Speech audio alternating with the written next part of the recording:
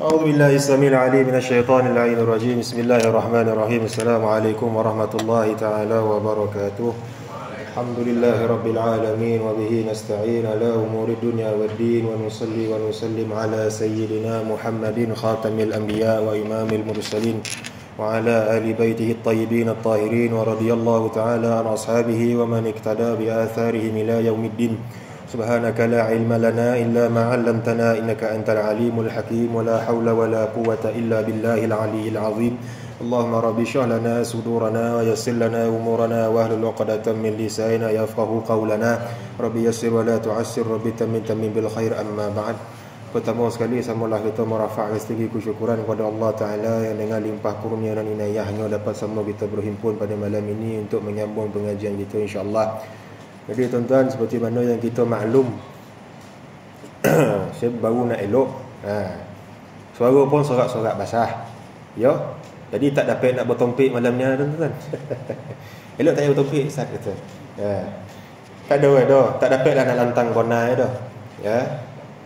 Tapi apa kan daya tuan-tuan, antara mujarabat, maknanya kita ngabarkan mujarabat ni apa benda benda yang diamalkan oleh alim ulama jikalau mereka ditimpa musibah, wa imma musibah daripada sudut kesihatan, harta benda dan segala-gala yang bentuk musibah lah, dunia ataupun agama, maka kebiasaan mereka akan membaca kitab Asy-Syifa. Ini sedikit faedah. Orang-orang Morocco ataupun orang-orang Maghribi, tuan-tuan dan puan, di antara mujarabat mereka ataupun adat kebiasaan mereka adalah membaca kitab Asy-Syifa dengan niat supaya Allah Ta'ala mengangkat segala bala, bencana, wabak, penyakit yang melanda pada mereka pada ketika itu. Jadi kita berdoa moga dengan keberkatan majlis kita pada malam ini insya-Allah diangkatkan segala penyakit kita, wabak, musibah dan segala bala yang menimpa kita zahir dan batin insya-Allah taala. Dia samalah macam yang pernah kita dengar tuan-tuan, ada sebahagian ulama menyatakan, nah ni petua alim ulama lah, kita tak ada ngabar 100% mujarab dah. Antara petua nak mengelak rumah kena pecah masuk pencuri, simpan Sahih Bukhari. Tapi saya tak ada, saya ajar dah, saya sekadar menukilkan. Kok rumah tak bertembok, tak ada gate, mengadu-ngadu letak Sahih Bukhari belakang pun tak jalan juga. Faham mana ibaratnya? Orang khabar tu sekadar faedah ialah mujarabat. Yang muatan Sahih Bukhari itu kita baca dan kita amalkan, jangan dibuat penangkar. Umpama orang tua kita marin tuan-tuan dan puan, mungkinlah orang kita, atuk kita ummi, tak baca, tak nulis, kok dapat kitab Ahzab dia buat penangkar. Tahu kitab Ahzab? Kitab wirid-wirid tarekat Ahmadiyah apa semua tu, yang kitab apa semua tu dia buat penangkar, letak dalam kereta, letak atas almari. Walhal sebenarnya kitab Ahzab dan Aurat tu untuk dibaca, bukan untuk dibuat penangkar. Hatta Al-Quran pun tuan-tuan, walaupun Allah Ta'ala mengabarkan wa nunazzilu minal Qur'ani ma huwa syifaa'un wa rahmatul lil mu'minin, dan diturunkan Al-Quran itu sebagai syifa', sebagai penyembuh, sebagai ubat bagi orang-orang beriman. Bukanlah makna jadikan Al-Quran itu sebagai tangkal untuk digantung, akan tetapi untuk dibaca dan diambil berkat akan ayat Quran tersebut. Sama lah dengan kitab Syifa. Kitab Syifa yang mutannya dibaca, diambil faedah dan juga diambil ibrah, bukan dibuat penangkar. Yang kita cerita ni sekadar selingan ataupun sampingan semata-mata. Tak tahulah saya dah, Ustaz, yang dikhabar di Syifa tu Syifa yang penuh yang kita belajar ni suntingan, kurang sikit dia punya security, wallahu a'lam lah. Tak tahulah saya dah. Faham makna ibarat tuan-tuan? Syifa yang disebut oleh alim ulama tu syifa yang tabah tu, yang penuh, yang kita terjemahkan, yang kita belajar suntingan ni. Tak tahulah saya dah, kok ada yang pemahamannya begitu, mungkin dia punya level security tak adalah sama togoh macam yang full punya. Wallahu taala alam lah. Tapi nak ngabarkan apa benda di antara petua alim ulama dan juga sebahagian umat Islam dahulu, kalau goreng, kalau sakit, kalau ditimpa musibah, mereka akan membaca kitab Asy-Syifa. Sama juga seperti mana qasidah burdah tuan-tuan. Qasidah burdah bukan sekadar dibaca ketika majlis maulid, bukan sekadar selingan dalam majlis-majlis ilmu, akan tetapi digunakan juga oleh para ulama, para salihin sebagai satu mujarrabat untuk mengangkat bala dan juga wabak penyakit. Sebab apa? Kalau kita telusuri sejarah ada qasidah burdah tu yang dikarang oleh Imamul Busiri, yang mana asal muasalnya Imamul Busiri dia adalah seorang penyair yang berdendangkan qasidah ataupun syair di hadapan para pembesar. Para pembesar kerajaan, istana dan sebagainya, sehinggalah dia ditimpa lumpuh separuh badan. Separuh badan lumpuh, tuan-tuan dan perempuan, dipendekkan cerita. Imamul Busiri pun dia mengarang qasidah burdah tersebut dengan ditawassulkan kepada Allah Ta'ala. Moga-moga dengan keberkatan qasidah burdah tersebut diangkatlah ujian yang menimpa diri dia pada waktu itu. Dan juga diceritakan beberapa malam berikutnya beliau bermimpi Nabi SAW, dan juga Imam Busiri mendendangkan qasidahnya tersebut di hadapan Nabi SAW, dan baginda SAW menyarungkan burdah. Itu dinamakan burdah. Burdah ni dalam bahasa menunjuk kepada selendang, pakaian, baju. Itu dinamakan burdah. Burdah merujuk kepada selendang, pakaian ataupun baju yang dipakaikan oleh Nabi SAW ke atas Imamul Busiri. Dan tak kala dia bangun daripada mimpi dia tersebut dan dia mendapati tubuh dia telah pun sembuh, dan juga selendang yang dipakaikan oleh Nabi SAW ada di atas tubuh dia. Ini cerita keramat orang soleh lah tuan-tuan. Tak percaya tak ada masalah itu. Ini sekadar cerita orang soleh. Kita kalau tak pernah rasa, jangan kita engkar. Selagi mana tak bertentangan dengan syarak, maka hendaklah kita dengar ataupun terima lebih baik. Tapi jangan copek kita mengingkari dalam keadaan kita jahil ataupun kita tak ada ilmu dengan apa benda yang kita ingkari tersebut. Sama lah dengan kitab Syifa. Kau tak percaya mimpi itu, tak ada masalah itu. Saya tak adalah ngobatkan murtad kau orang tak percaya mimpi itu dah. Kau percaya tak ada percaya sudah dah. Kita sekadar menceritakan apa yang Allah Taala bagi. Tu ya. Wallahu taala a'lam wa ahkam. Jadi kita akan masuk pada bahagian yang pertama. Sesi yang terakhir tuan-tuan dan puan-puan, kita dah bercerita mengenai muqaddimah oleh Imam Qadhi Iyad, dan juga struktur susunan kitab ini seperti mana yang kita syarahkan seakan-akan kita membaca tesis PhD. Tetap bolehlah kita nak ulang itu. Dan kita akan masuk pada bahagian yang pertama, iaitu kemuliaan Nabi SAW di sisi Allah Ta'ala. Bahagian yang pertama ada 4 bab. Setiap bab ada beberapa fasal. Kau nak tulis semua fasal lah tuan-tuan, tak terdaya kat situ aja dah. Jadi cukuplah saya letakkan bahagian dan juga bab. Bab yang pertama, pujian dan anugerah Allah Ta'ala kepada baginda SAW. Kemudian bab yang kedua, kesempurnaan zahir dan batin baginda SAW. Dalil akal tuan-tuan. Kita ni kok sebelum nak menyamakan diri kita dengan Nabi SAW, bawa-bawa lah cara main muka tu dulu, seperti mana kita sebutkan. Nabi kita SAW, sifat dan pangkat dia kamil, sempurna. Tak ada lagi dah di atas maqam tersebut pada zahir dan batin dia. Pada zahir dan batin dia. Adapun selain daripada Nabi SAW, manusia biasa macam kita ni, mungkin kita sempurna pada zahir, batin tak sempurna. Muka handsome tapi perangai macam penyamun, contoh. Tu merujuk kepada kecacatan batin ataupun jiwa kacau ataupun sakit mental, nauzubillah min zalik. Ataupun mungkin juga batin kita sempurna, batin kita tawajuh kepada Allah, akhlak kita baik, akhlak kita mulia, tak ada apa sesuatu selain Allah, tapi zahir kita pula tak sempurna. Muka kita biasa-biasa yo, macam lobai kampung ni, tak ada siapa berkanan ni dah, contoh lepas tu golap yo muka kan, nak pandang pun tak selera, contoh lah. Yang contoh macam yang bercakap depan ni, saya tak ada khabar siapa-siapa dah. Nak faham makna ibarat Faham tak apa saya sampaikan? Mungkin zahir kita cantik tapi batin kita tak cantik. Mungkin batin kita cantik tapi zahir kita tak cantik. Akan tetapi kalau kita pandang dengan pandangan arif billah, segala ciptaan Allah Ta'ala cantik laku. Amat Noah. Ya, kalau kita pandang dengan pandangan arif billah muqarrabin, segala perbuatan Allah Ta'ala walaupun zahirnya baik dan buruk, hakikatnya baik berlaku. Kerana memandang kepada perbuatan Allah, bukan perbuatan makhluk. Ya. Nak cerita tasawuf dan tasawuf dah lama habis dah. Ya, dia sulit sikit lah. Ya. Kemudian bab yang ketiga, hadis-hadis sahih mengenai baginda sallallahu alaihi wasallam. Kemudian bab yang keempat, sebahagian mukjizat baginda sallallahu alaihi wasallam.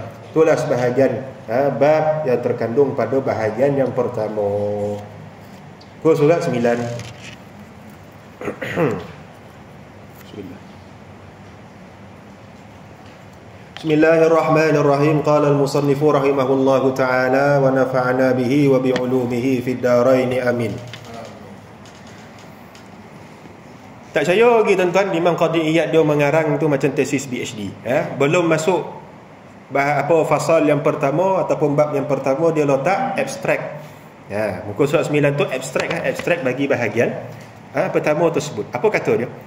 Tidak disangka lagi oleh mereka yang mengabdikan dirinya dalam medan ilmu atau diberi sedikit kefahaman bahawasanya Allah telah memuliakan kedudukan Nabi kita sallallahu alaihi wasallam dan mengkhususkannya dengan pelbagai keunggulan dan keistimewaan yang tidak terhitung, yang tidak dapat dihimpunkan dengan tulisan pena maupun diibaratkan lisan.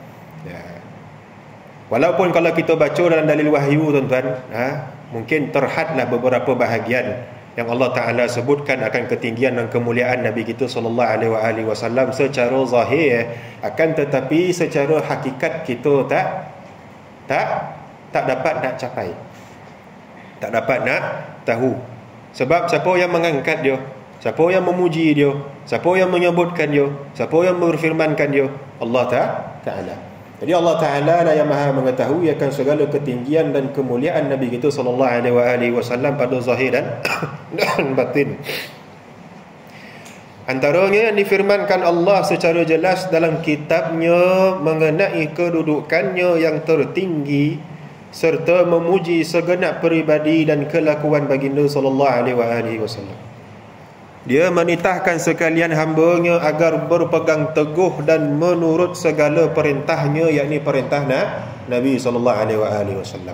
Nanti kita akan tengok apa contoh-contoh. Allah Azza wa Jalla juga telah mengurniakan kemuliaan, keunggulan, memujinya serta mengurniakan ganjaran yang tidak terhitung banyaknya. Dia yang maha pemurah pada permulaan dan pengakhiran, baginya segala pujian di dunia dan di akhirat. Sebahagian darinya adalah seperti yang dizahirkannya kepada sekalian makhluk dari kesempurnaan dan keindahan paras. Ini rupa paras Nabi kita sallallahu alaihi wasallam. Waktu kita baca dalam sebahagian qasidah tu apa dia? Khuliqta mubarra'an min kulli aibin ka'annaka qad khuliqta kama tasha'u. Qasidah Hasan bin Sabit ataupun yang biasa kita dengar Qamarun tu kan. Sebahagian tu antara bait yang disebutkan itulah dia. Khuliqta mubarra'an min kulli aibin. Engkau diciptakan, yakni engkau tu merujuk kepada Nabi kita sallallahu alaihi wasallam. Diciptakan terpelihara daripada segala aib. Mubarra'an min kulli aibin. Ka'annaka khuliqta kama tasha'u. Seakan-akan engkau diciptakan menurut kemahuan dirimu sendiri. Kita tuan-tuan kalau diberi satu pilihan, kita nak baik ke buruk? Of course lah baik.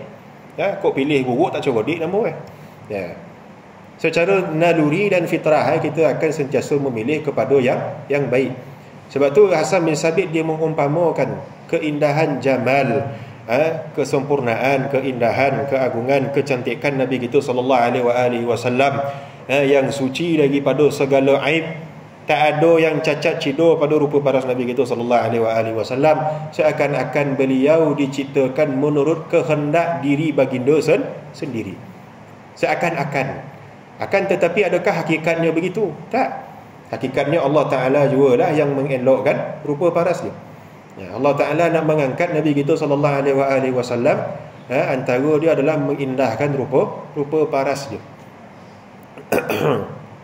Sebab tu dikatakan apa tuan-tuan dan puan-puan, kecantikan dan ketampanan Nabi kita sallallahu alaihi wasallam lebih unggul, lebih tinggi daripada Nabi Allah Yusuf. Nah, ini sebetulnya kita dah syarahkan pada sesi yang akhir. Keunggulan peribadinya yang agung, akhlaknya yang terpuji, sifat murah hatinya dan beberapa kelebihan. Dia juga mendokongnya dengan pelbagai mukjizat yang menakjubkan, keterangan yang nyata dan keramat yang jelas. Keramat di sini merujuk kepada kemuliaan. Bukan karamah yang perkara mencari adat berlaku ke atas seorang waliullah. Kalau perkara mencari adat berlaku atas seorang Nabi dan Rasul, tak dipanggil karamah, akan dipanggil mukjizat ataupun ayat. Jangan apa tuan-tuan, jangan dicampur adukkan tafsiran tu. Karamah ataupun keramat perkara mencari adat yang berlaku ke atas seorang waliullah. Mukjizat ayat, ia berlaku kepada seorang Nabi dan Rasul. Irhas berlaku kepada calon Nabi dan Rasul, maknanya berlaku sebelum kenabian dia. Tak perlu kita nak ulang lagi dah. Disaksikan oleh para sahabat dan mereka yang sezaman. Disaksikan oleh para sahabat, kebanyakannya adalah ayat dan mukjizat. Dan mereka yang sezaman, ghalibnya adalah mukjizat. Seumpama orang-orang kafir musyrikin melihat barang yang terbit daripada Nabi kita sallallahu alaihi wasallam daripada perkara yang mencari adat. Contohnya apa? Tabalah bulan. Pokok datang sujud kepada Nabi sallallahu alaihi wasallam. Itu semua akan kita bahaskan nanti. Serta diketahui dengan yakin oleh generasi setelahnya hingga banyak perkhabaran dan pancarannya sampai kepada kita. Antara kemuliaan dan keagungan Nabi kita sallallahu alaihi wasallam adalah mukjizat dia dapat kita rasa sampai ke hari ni. Sampailah ke akhir zaman besok. Apa dah? Al-Quran. Mukjizat Nabi dan Rasul tak ada yang berterusan sampai kiamat. Dia berlaku pada waktu itu dan habis pada waktu tersebut. Contoh tuan-tuan, Nabi Allah Musa, dia tukar tongkatnya jadi apa, daripada kayu jadi ular. Dapat tak kita tengok ular tuan-tuan? Tak ada. Tuan-tuan pergi Tok Kapi tu, pergi Istanbul, ada tongkat Nabi Musa tu, ada tongkat tu tiba ada pukul 2 boleh keluar jadi ular. Contoh pukul 3 pagi jadi ular. Tak ada dah. Dia tetap menjadi kayu, tapi cerita sampai ke kita. Akan tetapi mukjizat Nabi kita sallallahu alaihi wasallam, satu-satunya mukjizat yang berlanjutan sampai hari kiamat adalah kitabullah, Quran, wahyu dia. Yang akan terangkat sebelum hari kiamat besok. Sebelum kiamat, bila Allah Ta'ala nak matikan orang-orang beriman, dia akan angkat Quran daripada muka bumi. Daripada mushaf, daripada dada-dada orang hafal Quran. Tak adalah besok Quran dalam bumi ni tu. Kau hari ni orang hafal Quran 30 juzuk, sekelip mata Allah Ta'ala tarik, besok tu lupa dah. Fatihah pun lupa dah. Itu seperti mana yang warid dalam hadis Nabi sallallahu alaihi wasallam. Semua itu berlaku pada satu malam. Dalam hadis riwayat Ahmad, semua itu berlaku dalam satu malam. Anas radhiyallahu taala anhu bercerita, tak kala Nabi sallallahu alaihi wasallam didatangkan burak yang berkekang dan berpelana. Apa makna? Apa makna kekang? Ada tak? Tali kekang. Macam naik kuda lah. Ada orang naik kuda tak ada tali kekang kan? Umpama orang naik kereta tak ada seatbelt, mampu lah. Orang naik kuda safety guide kono ada tali kekang. Kena ada pelana, tak ada pelana patah hiuk tulang belakang. Tu. Umpama kalau kita naik flight, contoh naik kapal terbang. Tuan-tuan dapat bajet murah. Tak ada seat belt. Katakanlah yang naik kapal terbang 300 orang. Confirm kau turun tu 300. Tak ada seat belt. Kono lah masuk touchdown tu kan. Bogoga macam nak runtuh kapal terbang tu. Kono lah kita ni copet terpeluceh. Copet kena tangkap jantung. Tu guna ada seat belt. Samalah dengan naik kuda, naik unta, naik kenderaan tunggangan yang lain, ada tali kekang. Pelano tu makna dia punya tempat duduk lah. Saddle bang. Pelano yang duduk tu. Bukan pedal. Saddle. Pada malam baginda diperjalankan, yakni ketika Isra' Mi'raj, baginda kesulitan untuk menunggangnya.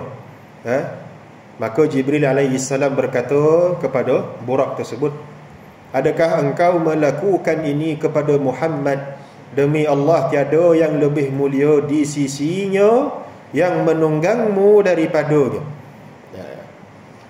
Maka burak itu berjalan dengan perlahan dan menunduk kepadanya. Mula-mula Nabi susah nak naik, suka Nabi nak naik. Akhirnya Jibril bontak burak tersebut, adakah kau buat macam ni kepada Muhammad? Ketahuilah tak ada bahasa tak ada makhluk yang lebih mulia daripada dia yang menunggang engkau. Hadis riwayat Tirmizi juga Ahmad dengan sanad yang sahih dari kalangan para perawi Bukhari dan Muslim. Burak apa burak? Burak adalah sejenis tunggangan panjang berwarna putih. Tuan-tuan jangan bayang macam unicorn kan. Hari-hari tengok HBO bayang burak macam unicorn. Kuda godang ada sayap, lepas tu ada nak tanduk lepas tu dia terbang tu ada pula rainbow keluar. Kan macam tu burak ada. Tu khurafat. Unicorn tak ada sama macam burak ada. Burak warna putih. Putih macam mana? Wallahu a'lam. Ia lebih besar dari hima dan kecil sedikit dari bagal, seperti yang diriwayatkan dari hadis-hadis yang sahih. Keldai dengan hima sama tak? Soalan. Muslimin. Apa sebab tak sama? Wallahu a'lam. Muslimat. Dah bawa semua dah. Wallahu a'lam juga. Beza. Keldai dia kecil. Keldai dia kecil lagi daripada hima. Hima dia kecil sikit daripada kuda. Tu beza keldai dengan hima. Keldai dia kecil, hima dia besar sikit daripada keldai, kecil sikit daripada kuda. Hadis ini dengan jelas menunjukkan bahawa tiada makhluk yang lebih mulia di sisi Allah dari baginda sallallahu alaihi wasallam. Ini menunjukkan bahawa baginda lebih agung dari sekalian makhluk secara mutlak. Tu kita berani mengabarkan Rasulullah sallallahu alaihi wasallam lebih agung daripada Kaabah, lebih mulia daripada Arasy. Kaabah makhluk tak? Makhluk pun tidak, tuan. Walau ni agak akidah ni. Bukan. Arasy makhluk ke bukan? Parah tuan. Arasy makhluk. Kaabah makhluk tak? Makhluk. Apa makna makhluk? Kullu ma siwallah. Segala sesuatu selain Allah dipanggil makhluk. Jangan goyang tuan-tuan. Ni akidah ni. Segala sesuatu selain Allah dipanggil makhluk. Roh makhluk tak? Ada lobai-lobai terombok dengan lobai kan roh bukan makhluk ke tuan? Roh makhluk tak? Makhluk. Jazam betul tuan-tuan. Segala selain Allah dipanggil makhluk. Segala selain Allah dipanggil makhluk. Dan daripada hadis tu menunjukkan apa dia? dalil ketinggian dan keunggulan Nabi SAW sebagai seafdal-afdal makhluk Allah atas lisan malaikat Jibril. Atas lisan malaikat Jibril sendiri mengabarkan tak ada makhluk yang lebih mulia daripada Nabi kita SAW. Dan bersalahan dengan pandangan ulama yang ganjil ataupun yang syadz, yang ganjil meragukan seumpama Zamakhsyari. Zamakhsyari ini imam besar Mu'tazilah, dan Ibnu Hazm, tokoh mazhab Zahiri. Ibnu Hazm dengan Zamakhsyari menyatakan Jibril lebih mulia daripada Nabi SAW. Sedangkan secara mutlak Nabi kita SAW lebih mulia. Waktu kata Syekh Ibrahim Al-Laqani dalam Jawharatul Tauhid, apa dia? Wa afdalul khalqi 'alal itlaqi nabiyuna famil'an syiqaq. Dan seafdal-afdal, sebaik-baik, semulia-mulia makhluk Allah Ta'ala secara mutlak adalah nabiyuna, Nabi kita SAW. Famil'an syiqaq, dan janganlah engkau berpandang kepada pandangan yang lain. Makna pandangan yang meragukan.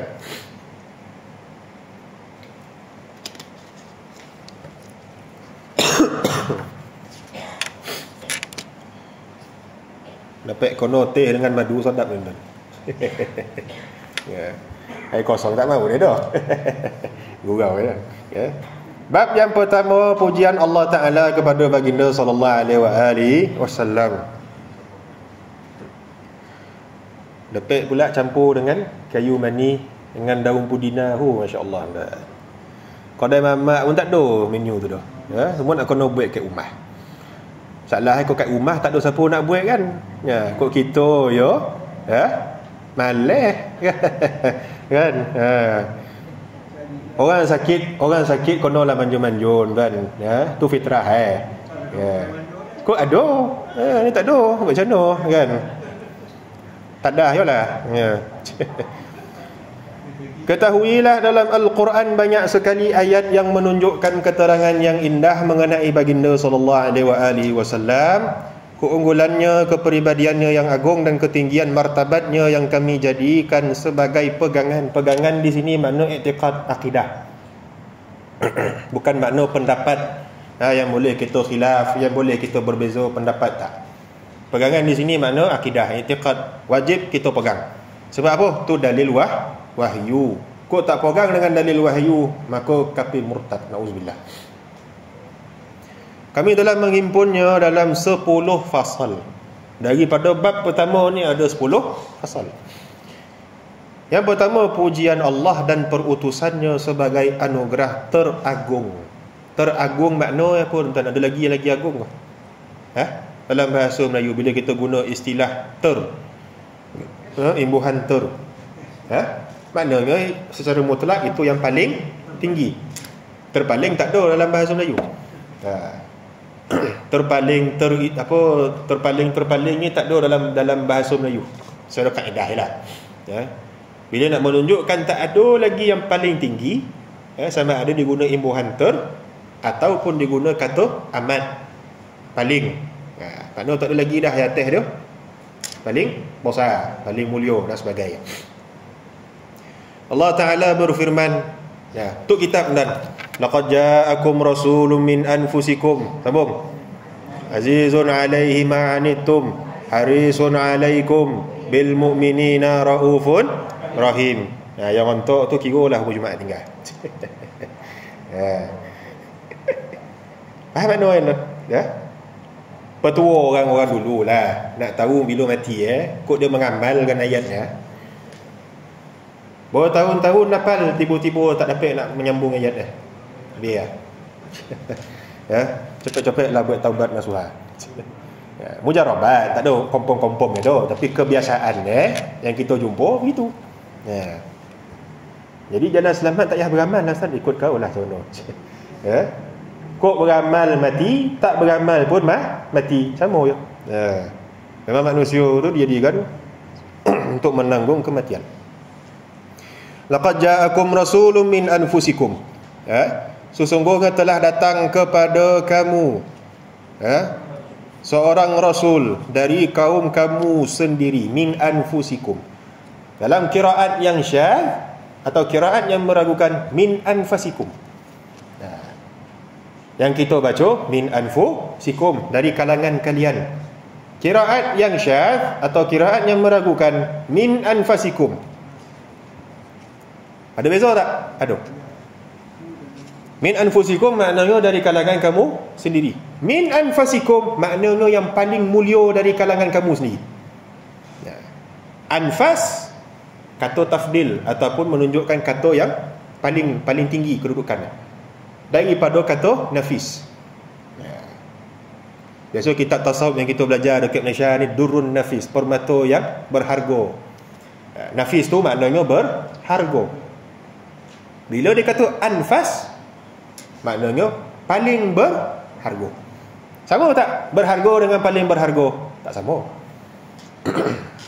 Berharga mungkin kebanyakan berharga, tapi paling berharga, kias mudah macam ni tuan-tuan. Rumah kita dua contoh, dua ataupun empat. Semua tu nafis ko, ada yang anfas. Faham makna ibarat dah? Semua tu nafis belaka ko, semua anfas belaka ko, ada yang nafis, ada yang anfas. Kau yang ngobar semua nafis, semua anfas, semua itu tuan. Mesti ada yang anfas. Semua berharga, tapi di kalangan semua tu ada yang paling berharga. Tu kias kita lah. Macam kita ada anak ramai contoh, semua anfas belaka ko, semua nafis belaka ko, mesti ada yang nafis, ada yang anfas, ada yang berharga, ada yang paling berharga. Faham makna ibarat? Jadi anfusikum dari kalangan kamu, min anfasikum yang paling mulia dari kalangan kamu. Maknanya apa? Allah Ta'ala khitab kepada bangsa Arab, khususnya bangsa Quraisy. Sebab apa? Ayat ini merujuk kepada bangsa Quraisy. Nabi SAW terbit daripada bangsa Quraisy. Di kalangan bangsa Quraisy ada orang yang mulia, dan dari kalangan yang mulia tu ada yang paling mulia. Sebab tu sebahagian kiraat yang syaz, kiraat yang meragukan, tak boleh dibaca dalam sembahyang dah. Tapi ada sebahagian kiraat yang meragukan, min anfasikum. Azizun alaihi ma anittum, berat terasa olehnya penderitaanmu wahai orang-orang Quraisy, ataupun sekalian manusia. Harisun alaikum bil mu'minina raufun rahim, yang sangat menginginkan keimanan dan keselamatan bagimu wahai orang-orang Quraisy. Nabi kita sallallahu alaihi wasallam ni memang nak sangat semua umat dia tak terkecuali beriman kepada dia. Ini sifat Nabi kita sallallahu alaihi wasallam, sifat rahmah. Dia nak semua beriman. Akan tetapi memang takdir Allah Taala, sebahagian dijadikan beriman, sebahagian dijadikan kufur. Amat belas kasihan lagi penyayang. Kalau kita harusi ayatnya tuan-tuan, Nabi sebut, Allah Ta'ala sebut sifat Nabi kepada kebanyakan orang, kebanyakan manusia, aziz, haris, berat terasa oleh dia akan penderitaan kamu sekalian manusia, tak kira mukmin kafir. Haris, sangat prihatin, memelihara. Perhatian Nabi juga dikhususkan kepada sekalian manusia. Akan tetapi pemisah dia kepada orang beriman, raufun rahim, amat belas kasihan lagi penyayang terhadap orang-orang beriman. Ini pemisah di antara orang mukmin dengan orang kafir. Rauf rahim Nabi SAW diberikan kepada orang beriman. Haris dan aziz bagi sekalian manusia, wa imma dia mukmin ataupun orang kafir. Itu sifat Nabi kita SAW. Sadat baca tafsir dan saya kalau boleh dan setiap ayat yang ada dalam Quran saya nak letak footnote tafsir dia pun. Tapi tak terdaya menanggung tuan-tuan. Kok yang borek macam ni pun tuan-tuan dah mencangut nak mengangkat Bukan mencangut. Ponek. Ya, tak terdayu. Mencungap, hongeh. Ya. Kok letak footnote, kompom jemaah surau ni rupa orang balik gym semua. Borek sebelah tangan. Ya kan? Ya. Orang Korea luar pun tengok apa olah pulik pun. Orang gedun hum ni kan sebelah rengan, sebelah borek tangan. Memikul kitab. Tak payah pergi gym tuan. Sebab apa? Setiap ayat yang dinukilkan oleh Imam Qadi ingat tafsirannya sangat nafis. Kita boleh hurai daripada tafsir bil ma'thur ataupun tafsir isyari.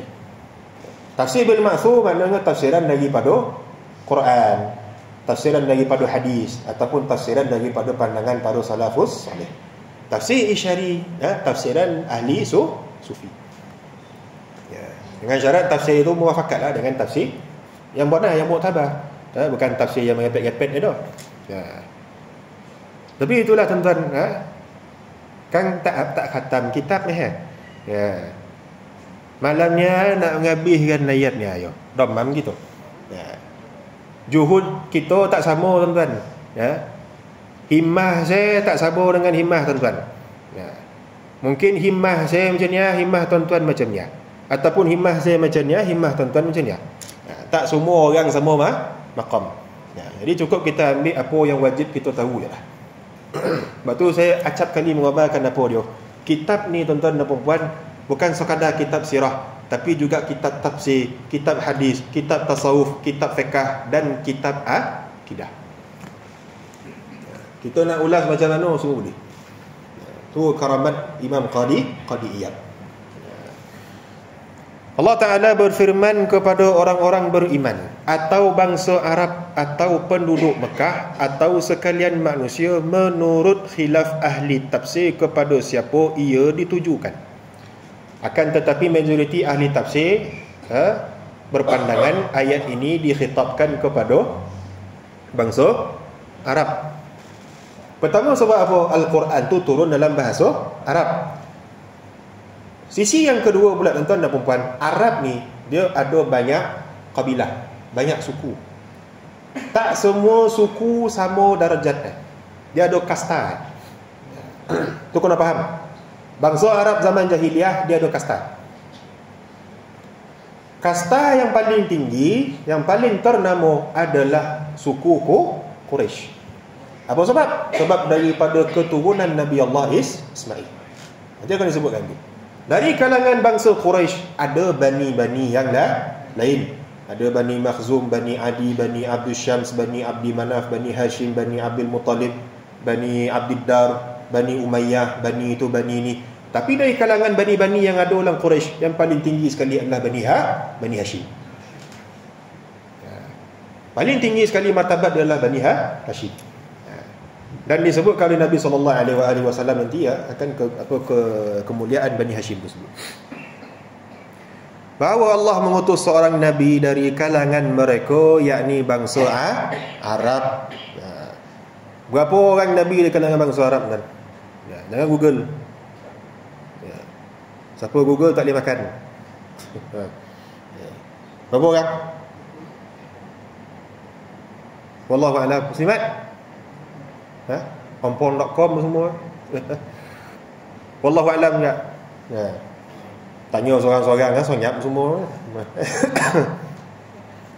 Bilangan Nabi dari kalangan bangsa Arab adalah Pek. Siapa yang pertama? Hud. Siapa yang kedua? Saleh. Siapa yang ketiga? Nabi Syuaib. Siapa yang keempat? Nabi kita sallallahu alaihi wasallam. Ada yang ngabarkan 5, dia tambah apa? Nabi Ismail. Bagian zaman saya belajar tuan-tuan, lecturer saya semua ngabarkan apa dia. Kau ni kodokut tamaknya orang kata. Alah kata. 3 nama Nabi Arab kau tapau kata. Muhammad, Hud, Saleh kata. Saya ngabarkan bukan salah saya. Apa salah saya? Saya dah monoteh nama saya macam tu. Kan? Ustaz tak puas hati, ustaz tanyalah mak abah saya kenapa nama. Kan? Joki lah tuan-tuan orang letak nama Nabi. Ya. Moga Allah Ta'ala kurniakan syafaat mereka semua. Ya.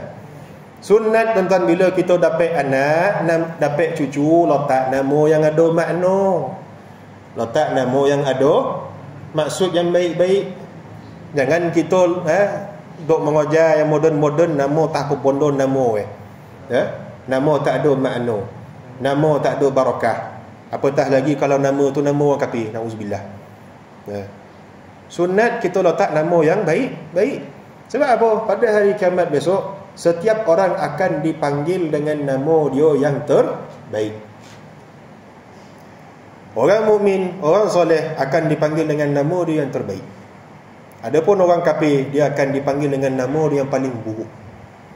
Seperti mana dalam hadis yang diriwayatkan oleh Imam Abu Daud dan juga At-Tirmizi, juga Imam Ahmad daripada hadis Bara' bin Azib radhiyallahu taala anhu, pasal perceraian mayat daripada roh dia. Dalam hadis itu disebut apa dia? Tak kalau penduduk langit tanya, roh siapa yang wangi bona ni? Yang moka wangiannya satu langit semua bau. Malaikat menyahut apa dia? Dia sebut nama fulan tersebut dengan nama yang terbaik dia ketika di dunia. Adapun orang kafir, orang munafik, bila dibawa atas langit, penduduk langit semua komplain, busuk roh siapa ni, kata. Dia akan nyebut nama dia yang paling buruk di atas dunia. Itu seperti mana yang ada dalam hadis Nabi SAW. Sebab tu bila kita dapat anak, cucu, atau kita nak panggil orang, panggil nama yang elok. Puasa dan zai kepada orang yang nak jadi mak abahnya. Ada apa? Tak ada dah, semua dah atuk-atuk berlaku. Semua dah atuk-atuk berlaku. Cucu lah kata. Yang dikenali, diketahui martabatnya dan diakui kejujuran serta sifat amanahnya. Bangsa Arab semua mengenal akan Nabi kita sallallahu alaihi wasallam. Mereka tidak pernah menuduhnya berdusta atau tidak pernah menasihati mereka kerana beliau diutuskan dari kalangan mereka. Betul ada sebagian riwayat, kalau tak silap saya riwayat itu daripada Sayyidina Ali karamallahu wajhah. Dia cerita apa dia? Abu Jahal pernah datang kepada Nabi sallallahu alaihi wasallam, apa dia? Dia ngabarkan, kami tidak menentang engkau disebabkan engkau berdusta. Abu Jahal cakap tu. Bukanlah kami menentang engkau sebab kau berbohong. Tapi kami mengingkari apa yang kau bawa. Bukanlah orang-orang itu melawan Nabi sebab Nabi bohong. Tak pernah kita baca dalam sirah tuan-tuan dan puan. Satu kitab pun kata orang-orang musyrikin mengabarkan Nabi berbohong. Tak ada. Setakat dia orang ngabar Nabi orang gila, Nabi orang tak siuman, Nabi tukang sihir, Nabi penyair, Nabi tukang sajak, Nabi tukang tilik, Nabi itu Nabi ni. Tapi tak pernah sekali pun atau seorang pun dari kalangan mereka mengabarkan Nabi itu pembohong. Tak ada. Mana akan pula masa Nabi belum ditabal menjadi Rasul pun, apa gelaran dia? Al-Amin, yang jujur, yang amanah. Tak pernah sekali pun berbohong. Kita pernah bohong tak? Tu pandai-pandai lah jawab. Walau sekali lah, termasuk tipu sunat ke apa benda tu. Tu pandai-pandai ceromin lah. Mana akan sama kita dengan Nabi SAW. Tidaklah satu kabilah Arab itu melainkan mempunyai pertalian dengan Rasulullah SAW, baik secara keturunan atau persemendaan. Apa makna? Apa beza?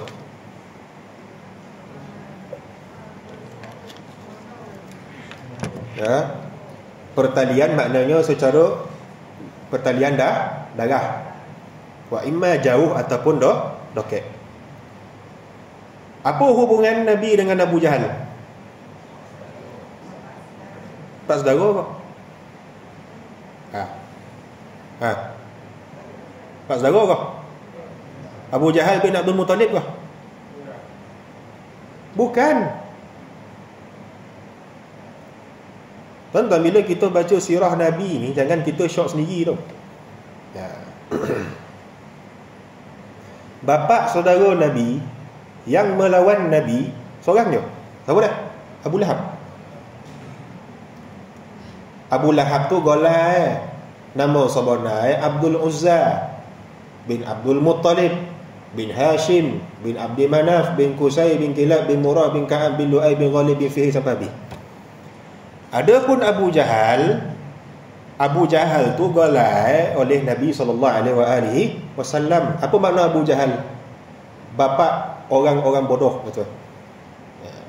Ataupun pemilik kebodohan, kejahilan. Dia golai.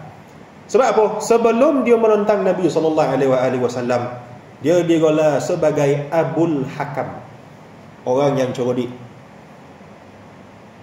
Ya, Abul Hakam maknanya golai yang cerdik.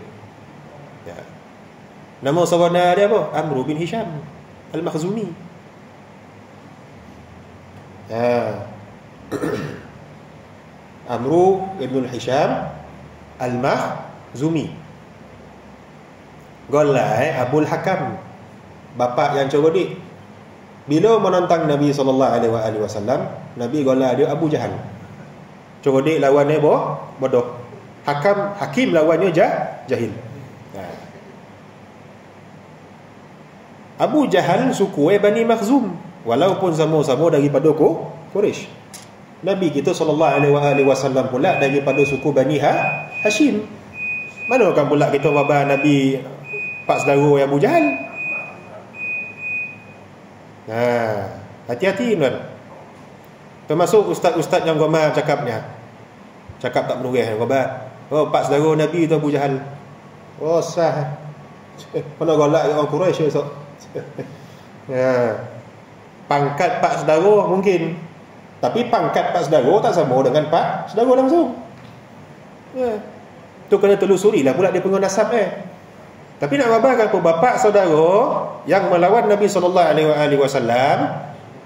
yang betul-betul kaum kerabat, adalah Abu Lahab saja. Kalau nak kira Abu Jahal pak saudara, banyak lagi tokoh-tokoh Quraisy tuan yang melawan Nabi SAW. Abu Sufyan, Abu Jahal, Walid bin Mughirah, Ubay bin Khalaf, Umayyah bin Khalaf, Utbah bin Rabi'ah.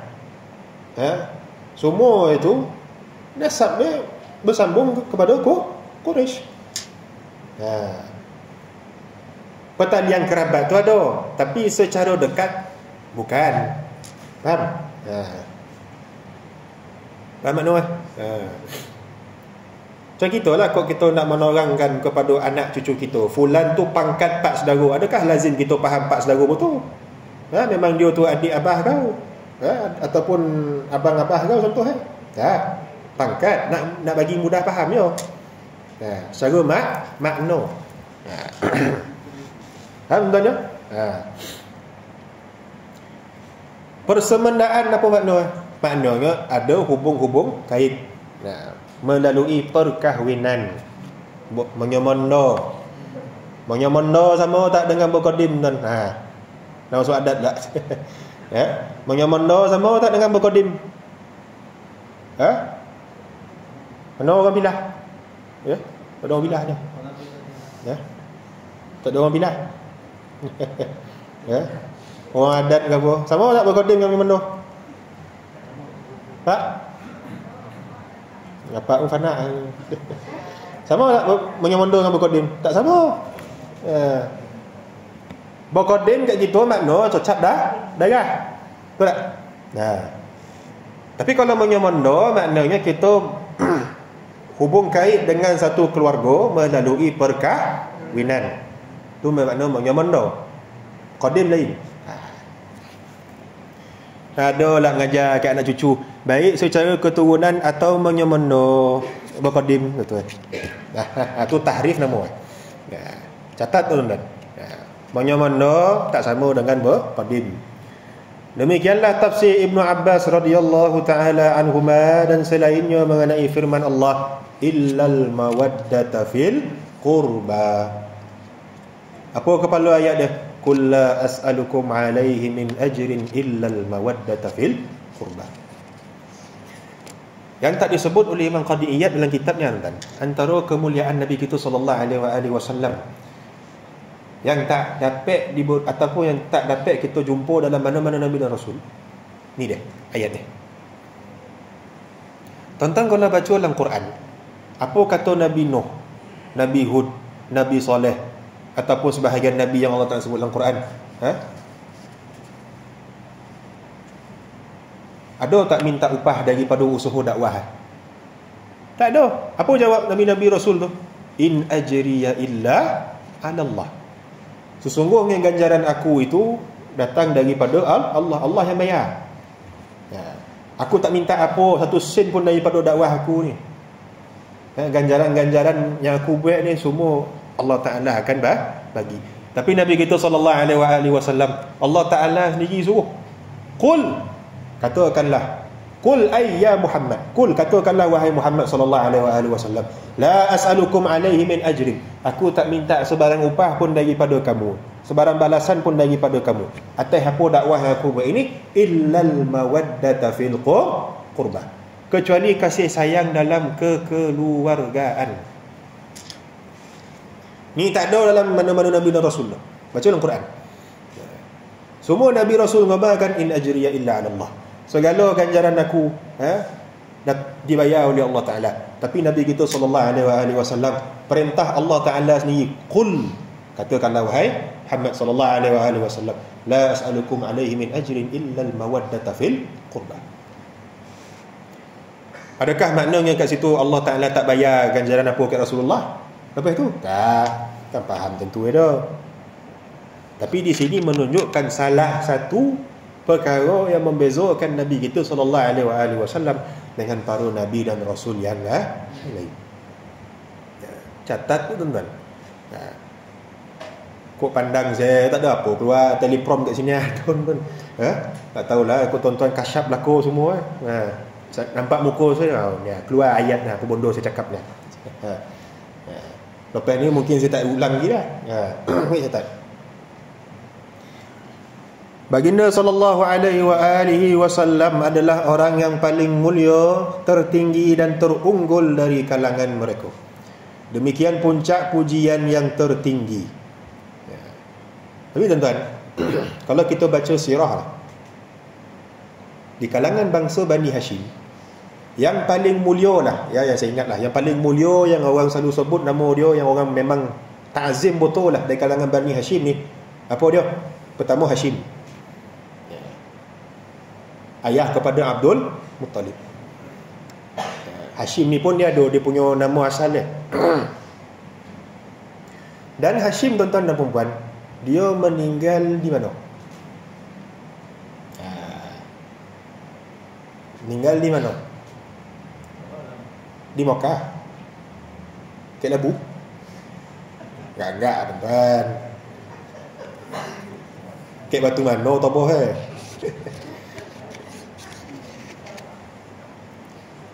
Kebanyak orang-orang Makkah kebiasaannya dia akan ditanam di mana? Di Ma'la, kan? Ma'la tu daripada marin, daripada zaman jahiliah marin dah memang orang tanam kat situ. Abdul Muttalib kat situ, Abu Talib kat situ. Tapi Hashim ke bumi kat mana? Ke bumi di Gaza. Sebab apa? Sayyid Hashim bin Abdi Manaf, dia pergi berdagang, dan dia jatuh sakit, kalau tak silap saya jatuh sakit, dan dia meninggal di Gaza, ataupun Gaza. Gaza sama lah. Dia meninggal di situ dan disembadikan di situ. Sampai hari ini makam dia masih ada dan dibina masjid atas makam dia. Masjid Sayyid Hashim. Dalam masjid, kalau tak silap saya masuk pintu masjid, belah kanan tu ada kawasan makam dia. Makam dia satu kat situ. Hashim bin Abdul Manaf, moyang kepada Nabi sallallahu alaihi wasallam. Hashim ada banyak anak, tapi yang paling terkemuka, paling unggul adalah Abdul Muttalib. Meninggal Abdul Muttalib, tanamnya di Ma'lah. Abdul Muttalib ni pun ada ramai anak lelaki. Berapa orang? Berapa orang? 10 orang anak lelaki. Ya. Kita 10 bercampur lelaki perempuan. Dia 10 semua lelaki. Ya. Dari kalangan yang 10 tu, yang paling unggul tadi siapa? Abdullah. Ya. Oh, kalau nak cerita satu persatu kemuliaan tu tak habis dah. Tapi nak menunjukkan apa dia yang paling mulia dari kalangan mereka ni, Abdullah. Abdullah kahwin dengan Sayyidina Aminah alaihi wassalam. Ada ramai anak ke? Ada ramai anak ke? Tak ada. Anak itu tunggal. Siapa dia? Nabi kita sallallahu alaihi wasallam.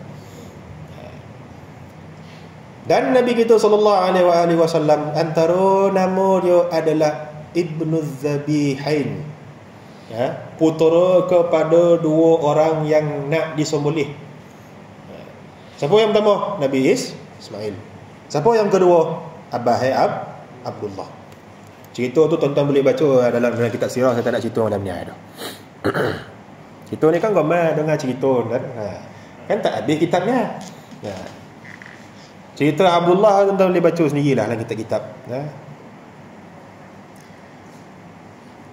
Lalu Allah berterusan memujinya dengan sifat-sifat terpuji dan sanjungan yang banyak kerana kesungguhannya membimbing mereka kepada petunjuk Islam dan keprihatinannya terhadap apa yang melanda mereka di dunia dan akhirat. Ya. Dalil-dalil pun banyak tuan-tuan. Akhirat tu cukuplah syafaat Nabi kita sallallahu alaihi wasallam dalam pelbagai tempat.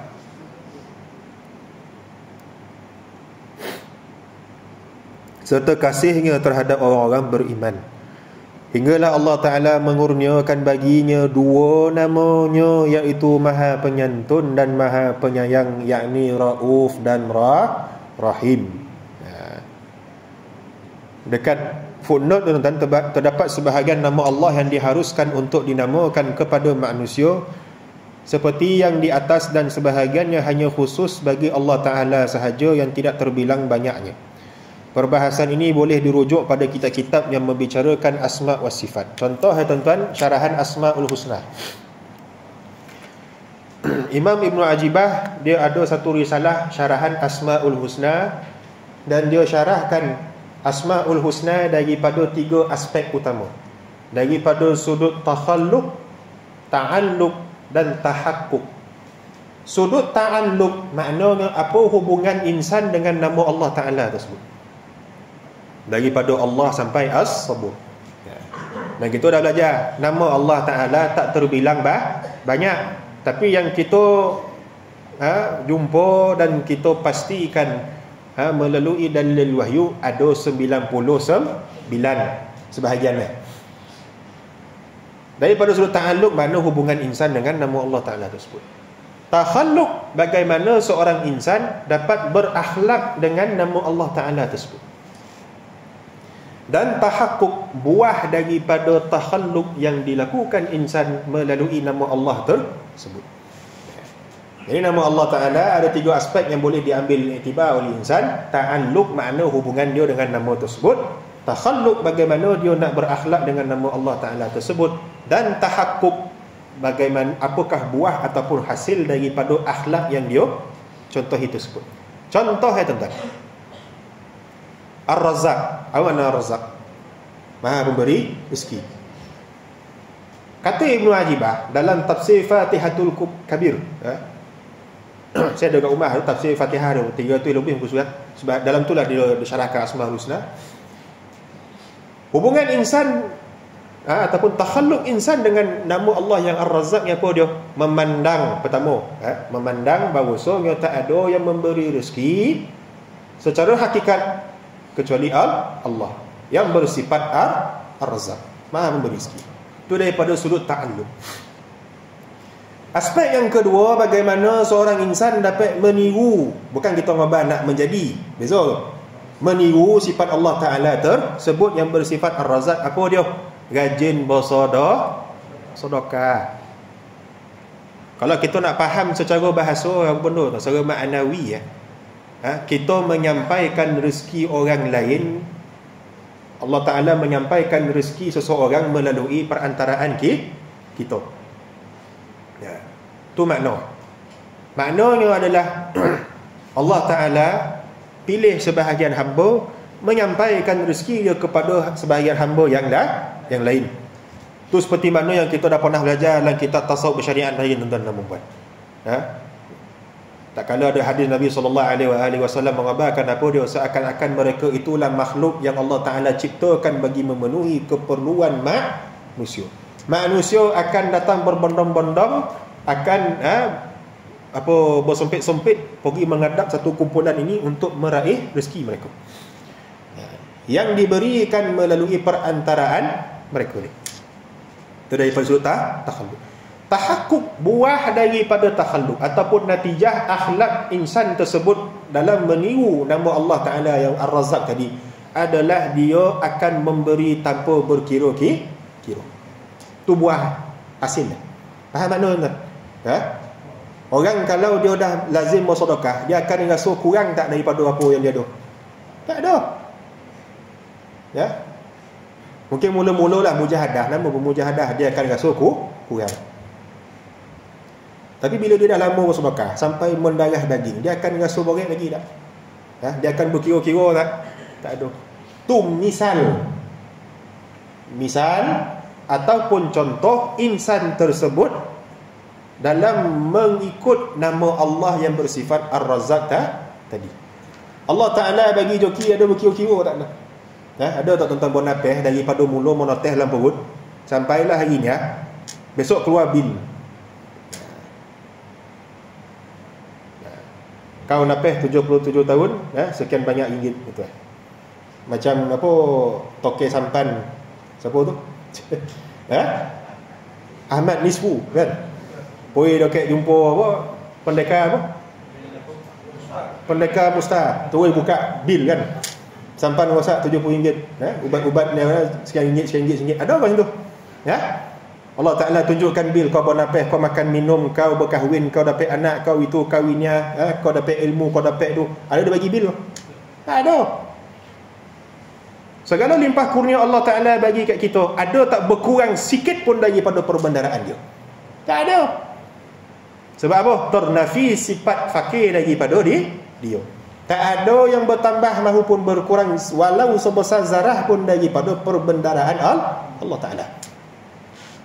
Begitulah insan yang mendarah daging sifat sedekah dalam kalbi dia. Bila dia berakhlak dengan nama Allah yang bersifat Ar-Razzaq, maka dia akan bersedekah tanpa berkira-kira. Jumpa orang susah, bagi. Berapa banyak? Terus dia hulu masuk kocek rau bagi. Tak ada dikira. Kau ada lah kan. Ni ustaz cik ada ni rau. Ustaz, acik tak nak bayar cukai, acik bagi kereta kat ustaz, contoh bukan saya minta ni contoh. Tak nak saya dah. Cukup dah saya pakai kereta tu kan. Kereta besar-besar tak ada saya nak bawa dah. Faham tak ibarat dia bagi tak berkira. Begitu jugalah dengan nama-nama Allah yang lain. Kata Ibnu Ajibah, sekalian nama Allah Ta'ala dalam Asma'ul Husna ada 3 aspek ni. Ta'alluq, takhalluk, tahakkuk. Perhubungan, kepribadian dan juga hasil ataupun natijah. Kecuali satu nama je. Apa dia? Isim mufrad. Allah. Alif lam lam ha. Itu kata Ibnu Ajibah. Alif lam ha, Allah ataupun ismu zat, isim mufrad, itu sahaja tak ada sifat takhalluq pada insan. Macam mana insan nak berakhlak dengan isim mufrad? Mustahil. Ta'alluq boleh tak? Boleh berhubung tak? Boleh. Contoh apa? Kita beramal ibadat, kita nyembah siapa?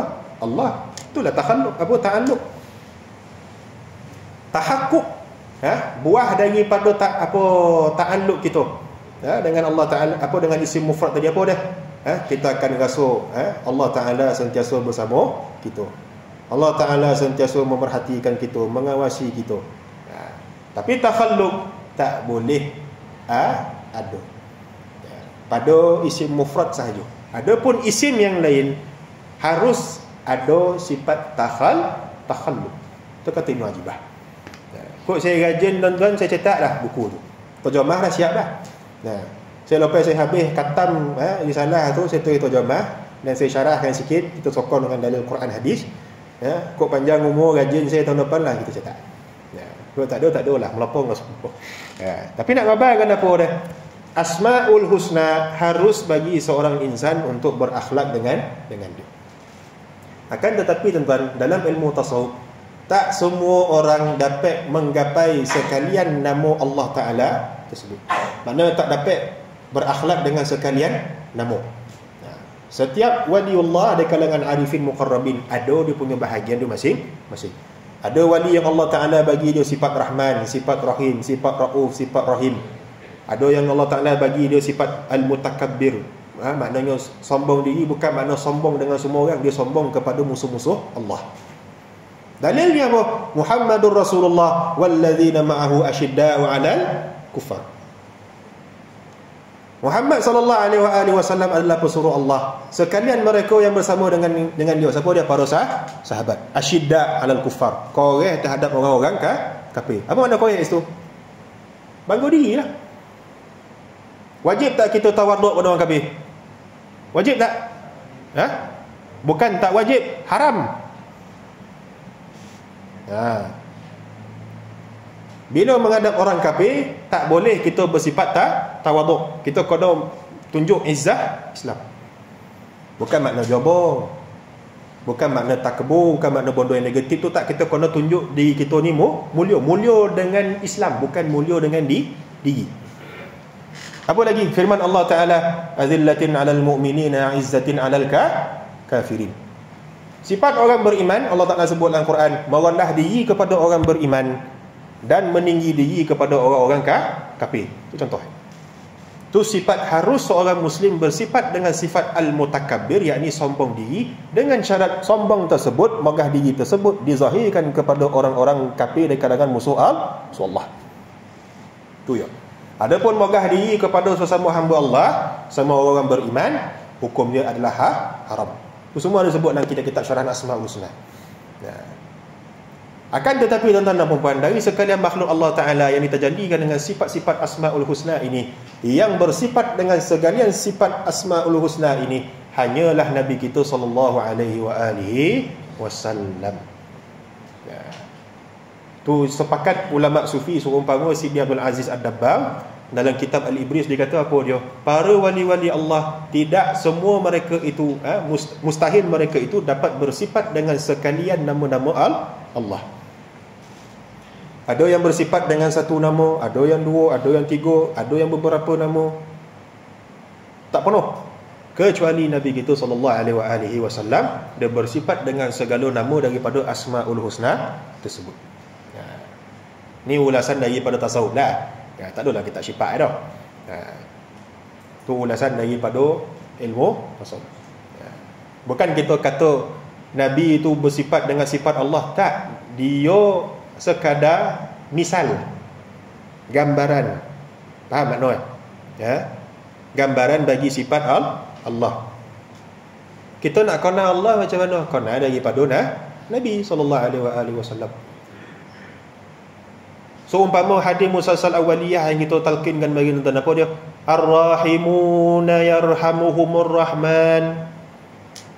Orang-orang yang pengasih. Ar-rahimun. Terbit kata daripada sifat apa? Rahmah. Ataupun Rahman. Rahman ni nama Allah. Orang yang bersifat pengasih dipanggil Ar-rahimun. Yarhamuhumur rahman. Orang yang pengasih akan dikasihi Tuhan yang maha pengasih.